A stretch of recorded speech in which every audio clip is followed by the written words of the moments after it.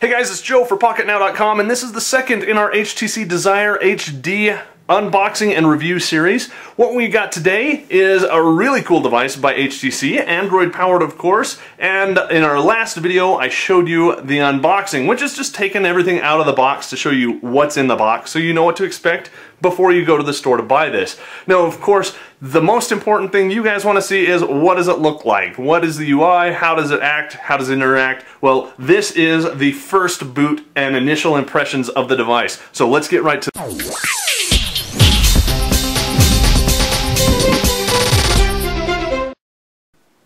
Okay, before we get to first boot, we have to get into the battery compartment, and to do that, you flip out this little piece right here. It's a little rubberized plastic piece. You pull that out. It's got a couple metallic contacts on there, which I think is just primarily for continuity. You've got your little volume buttons and whatnot down here that you press. But the reason you have to do this is you've got to remove this little piece right here. Now that covers up the battery contacts, so that it doesn't discharge the battery in transit and whatnot. So kind of interesting, there's not a true back plate like you'd see on most phones, just that little thing. So of course, here's your battery, and while we're here, let's go ahead and take a look. This is a 1230 milliamp hour battery, so a little bit smaller than we're accustomed to. The G2 is 1300 if memory serves.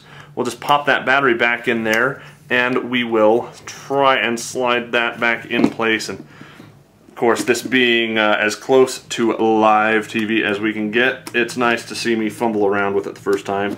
So if you want to make fun of me, comments down below, leave them right now. Anyway, so it snaps back together just like that, works really well. Now, you might be thinking, where do I put other stuff, like my SIM card or my micro SD card? Well, that's down here on the bottom, which is equally as frustrating to get off. The more frustrating it is to get off, that means the tighter fit it is usually. So it's not really a bad thing.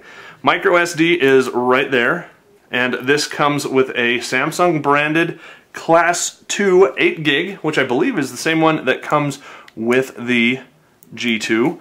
While we're here, let me go ahead and pop in my SIM card from my G2 so we can see exactly what it's going to look like at first boot. So here's my SIM. We're just going to take that, line up our little tab, see how that goes in, and it just slides right in place. And we'll take this bottom panel and put it back in, and it just snaps up there. Nice and solid. Okay, now that I've got fingerprints all over the front of this device, let's see if we can boot it up for the first time. Pressing the power button at the top left, we're first met with the HTC logo, and you can see how much of this black front screen area is occupied by that screen. That's just a huge screen. We'll just wait for it while it boots up. Now, of course, first boots are longer than any other boots. First boots, and of course, when you flash a ROM on it. We just got an HTC Quietly Brilliant screen with a nice little HTC sound. Still booting up the first time.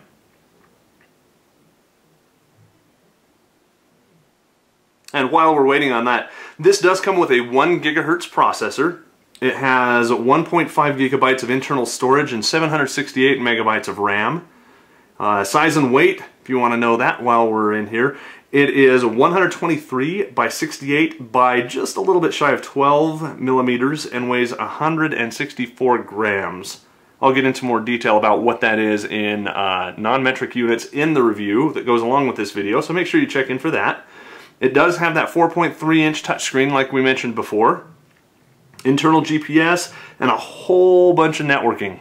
But we'll come back to that in just a minute. You'll see we're preparing the SD card, and we're met with the HTC Sense UI, just like you are accustomed to. Screen's locked, so we're going to drag down to unlock, just very fluid. And we're back to the HTC screen. And this is most definitely a GSM phone because I'm hearing that on my speakers over in the corner.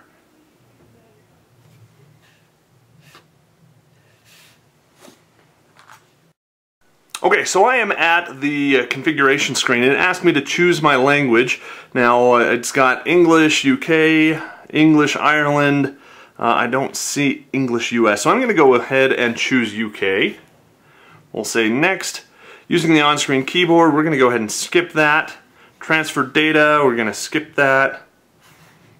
We're going to go ahead and skip all the way through this, but it lets you go through and set up all of the sync devices like you would expect. Now to make this process faster, I'm going to go ahead and set up my Wi-Fi network, and I'm going to do that off screen, and I'll be right back. So I went ahead and provided my WPA key, and I've got a little green check mark next to my Wi-Fi network. We'll go ahead and choose next, accept the defaults on this screen, and we're just going to go ahead and skip that process and skip through all these as well. This is where you get to set up your social networks. Now the reason that it puts all of this first and foremost is when you're using the Sense UI, there are a lot of widgets and a lot of things inside this UI, this user interface experience, that tie into your social networks. Stuff that default stock Android doesn't have. So they ask for that information right up front. Now the first thing that I'm noticing is I've got these tip bubbles right here, which has a nice drop shadow. I don't know if that's part of Sense UI or if that's just part of this particular widget, but adds a nice level of three-dimensionality to it, which I really, really like. You notice up here on the battery, it came with, iconically, about half a battery, which is not unusual for the phone. Nice animations over here on the clock, by the way. This is one of the things I really like about the Sense UI.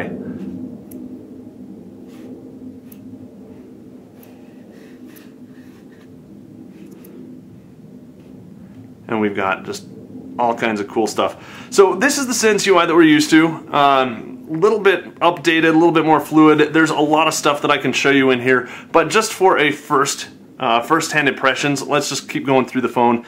One of the things that I like about the stock Android app drawer here is that it has kind of a Star Wars-y 3D effect where your icons kind of fade off into the background and fade up down here on the bottom. This just has it flat. Now that gets you more speed because you don't need to have as much of a processor behind it to display it, so your speed is a little bit quicker in here.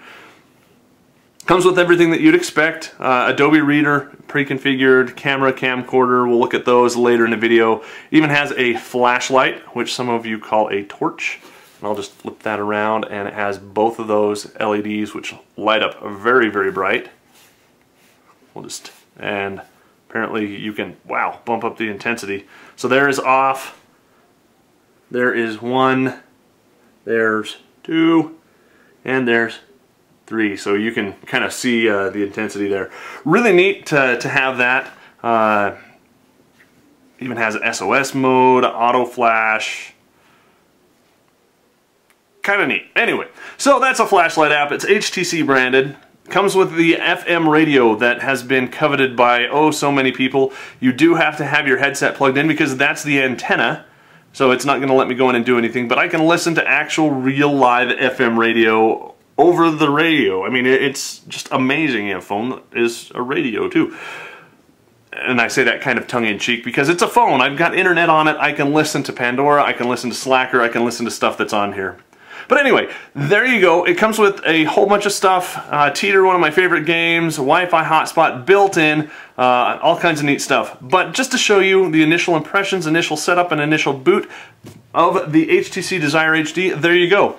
Of course, this is only one in a series of videos about the HTC Desire HD, so you'll want to make sure you subscribe to this playlist, subscribe to our video channel as well, and leave any comments on stuff you'd like to see in this review or reviews in the future. Of course, if you like these kinds of reviews, don't forget to give this video a thumbs up.